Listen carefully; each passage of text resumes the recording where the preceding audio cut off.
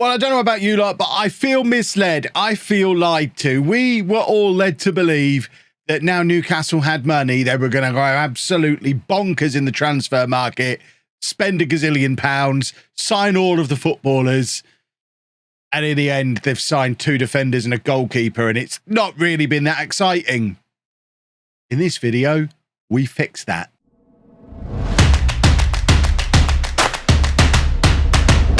Boys and girls, we have a simple premise for today's video. I know I've done a lot of rebuilds lately. I don't think you can really call this one a rebuild because Newcastle actually are doing okay under Eddie Howe. But the one thing they're not doing is spending all the money we thought they were going to spend. And as someone who likes to spend a lot of money, that doesn't sit well with me. So we're gonna right that wrong. We've got a budget of £113 million. This is the latest FM Inside transfer update, squad update.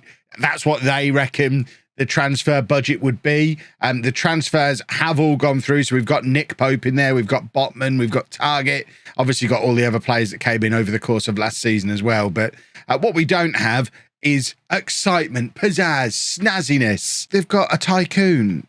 Let's play like there's a tycoon. I did a video with Newcastle way back at the start of the FM22 cycle when they just had the takeover, and we ended up spending £500 million. I don't think we're necessarily going to spend that much again today because the starting budget is a little bit lower than it was in vanilla FM22. I think you got £200 million back then, but £113 million can certainly go a long way. And it's also quite a large squad where once we start bringing a few players in, there's probably some boys that we can be moving on out of here as well to make room for some of our shiny, fancy new lot. So let me know down in the comments who you would be bringing in if you were managing Newcastle United in a Football Manager save. And of course, if you are new, subscribe, turn your notifications on, leave a thumbs up on the video, all that kind of stuff.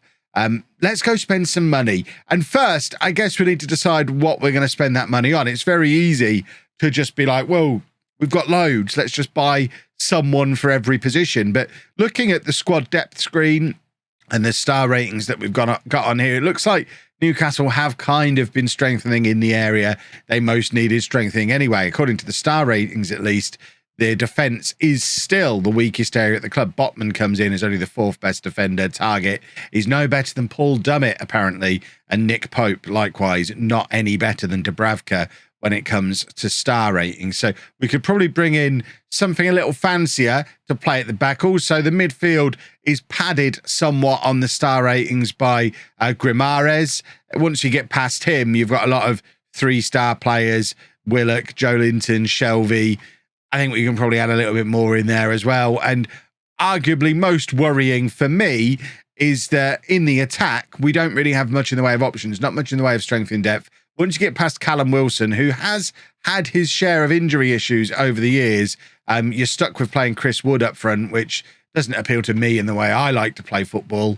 And then Joelinton's playing in the midfield, so Maximin and Fraser are out wide, and they don't have much in the way of players to back them up either. So I think we need to strengthen this area as number one. Basically, we do need players in all positions. If Newcastle are going to finish 7th, which is what the media think they're going to finish, I think it needs strengthening all the way through. Let's go spend some money. So the obvious first port of call was bringing in loads of trialists of players who are currently out of contract in real life. Now, I'm not going to sign loads of these because I think Newcastle are trying to get something of a project up and running. They're building for the future.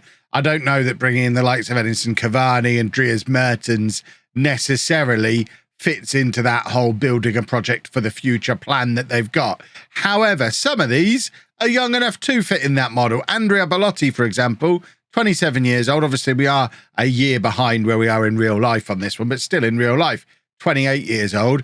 I think that's someone definitely they could be looking to bring in. And there are little gems like that scattered throughout this list. So I'm going to be working through this list of players who are available on a free transfer and just seeing which one of these we can add in. I know we've got loads of money to spend, but it's probably better to spend it on salaries rather than transfer fees and then fill the gaps by spending lots of money. Well, now I'm starting to wonder if Newcastle's lack of spending huge amounts of money this summer is the same frustration that I've been having because everybody I've tried to sign has gone somewhere else. We couldn't get Bellotti.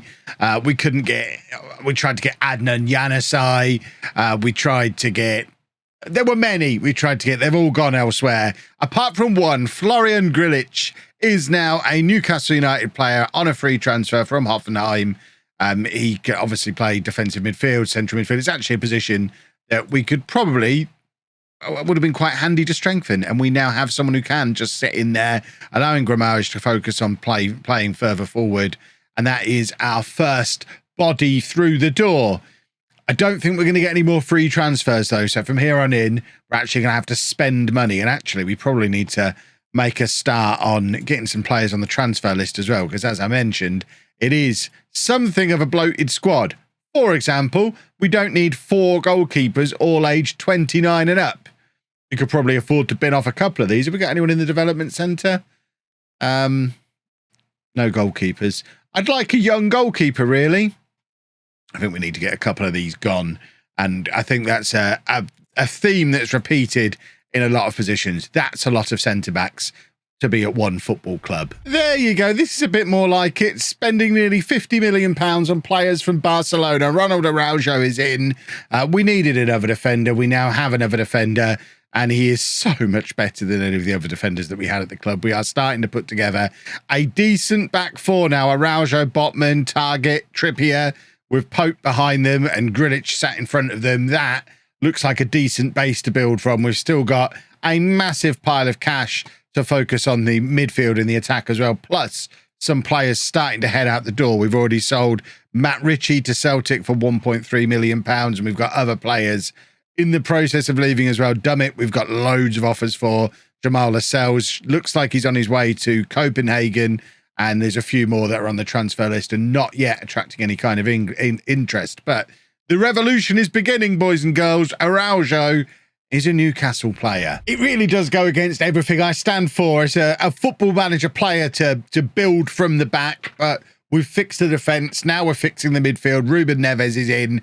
This is the kind of money Newcastle should be spending. £71 million to bring him in from Wolves. Obviously, top quality central midfield player. Can also play as the defensive midfielder as well. 4-star current abilities, right up there ability-wise with Grilic, with Grammaric. And we now have a suitable quality central midfield. If we start to have a look at the strength in depth that we've got throughout, you can see the defence is looking solid. The goalkeepers, we still need to shift one away.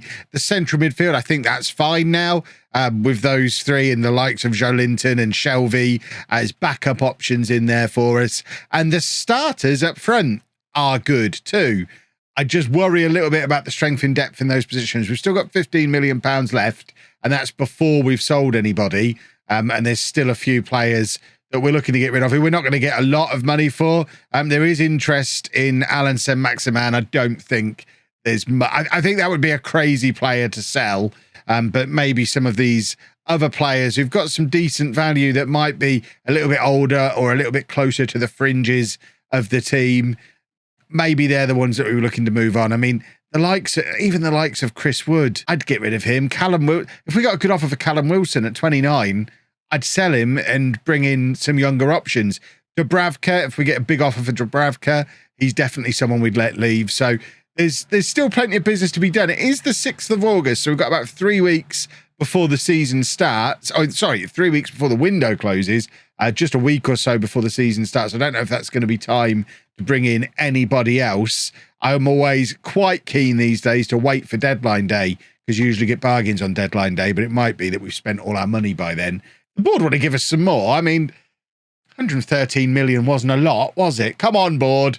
Yeah, look, we've got 95 million for next season. Can we have that now, please? We're making a video. Well, it's not been an ideal start to the season. We've not actually scored a goal in the league yet. This is what the Premier League looks like after 3 games. We are down in the relegation zone.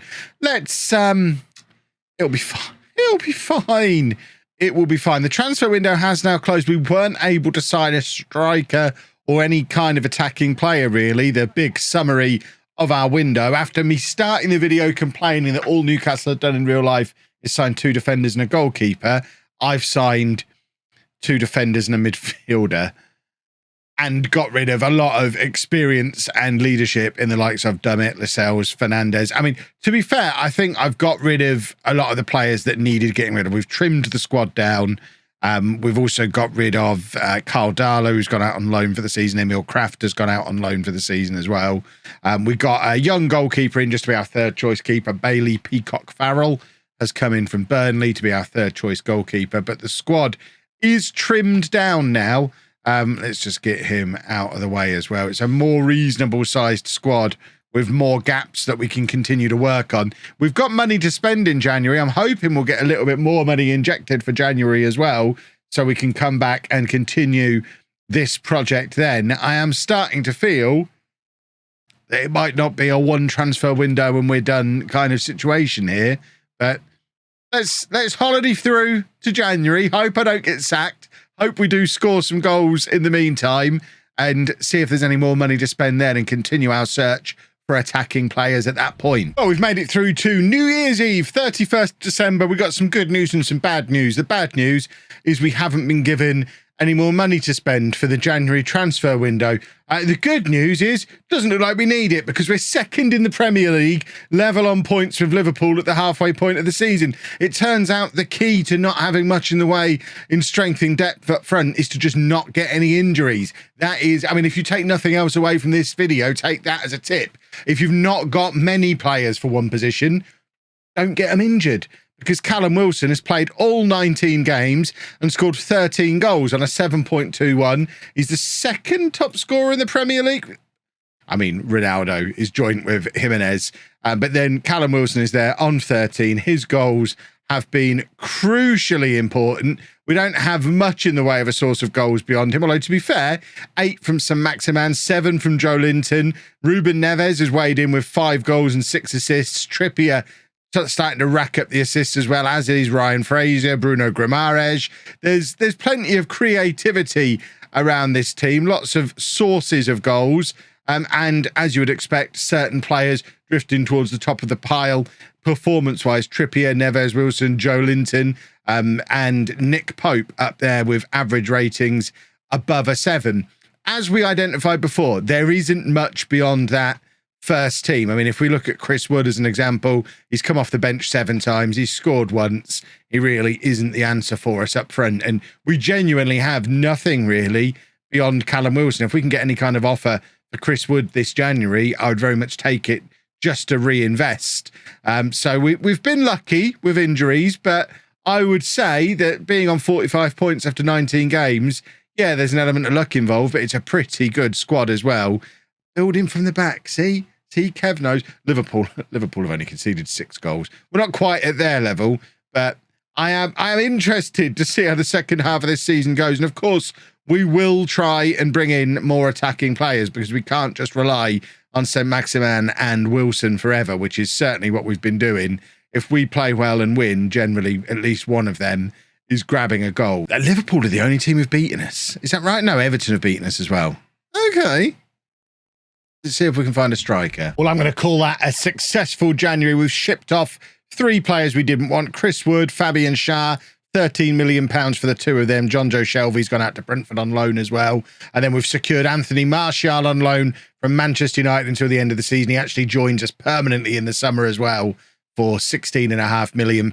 And Brenner, young Brazilian striker, has joined us from Cincinnati. Much more the kind of striker I want. A nice, quick, good finisher, Brazilian. It all helps. Proven goal scorer, albeit in the MLS. But he scored goals in Brazil as well, and he is in. And this is what the squad depth is now looking like. Much more balanced up front, more options up front.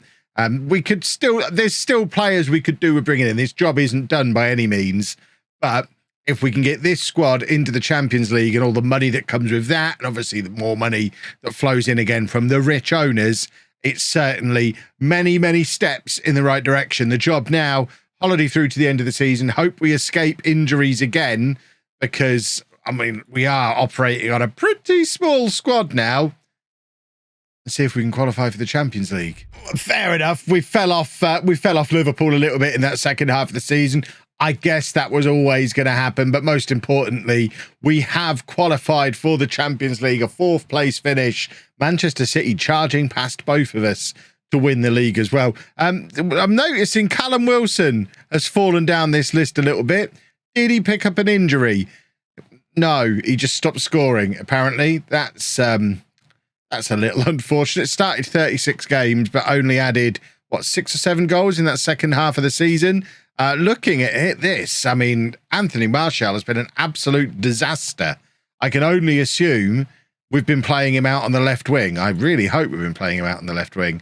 Okay, he's been playing out on the left-hand side, but only 1 goal. I guess 4 assists is nice, but 6.76, that is not a good signing at all. Brenner, who we also brought in back in January. Have I made this team worse in the second half of the season? Well, Callum Wilson finished the season on 30 goals, St. Maximin on 14, but only on a 6.81. It's a weird season from St. Maximin, who's scored lots of goals. And I mean, what's that? 17 goal contributions in 40 matches, but such a low average rating suggests he has struggled a little bit. I guess he's been moved over to the right-hand side for the second half of the season, maybe not suiting him as well as playing on the left did in the first half of the season. Maybe. I don't know. I mean, bottom line, we qualified for the Champions League, and there is now an absolute ton of money to spend. This is where, if we were to do a second season, which we're not, but if we were to do a second season, this is where the rebuild really starts to take pace. You bring in a right back, another left back, maybe another couple of central midfield players, get some more strength in depth in key areas. And now, as a Champions League club with that kind of money to spend and a good base, this is the start of, I think, what people expected when Newcastle were taken over nearly a year ago now. Eddie Howe, this is how you do it. Go out, spend money, get him in the Champions League. Easy peasy. Let me know down in the comments what you thought of the signings. I'm sorry about Anthony Martial. I won't do it again. If you have enjoyed it, please make sure you leave a nice big thumbs up on there for me. Subscribe to the channel for daily Football Manager videos. And thank you very much for watching.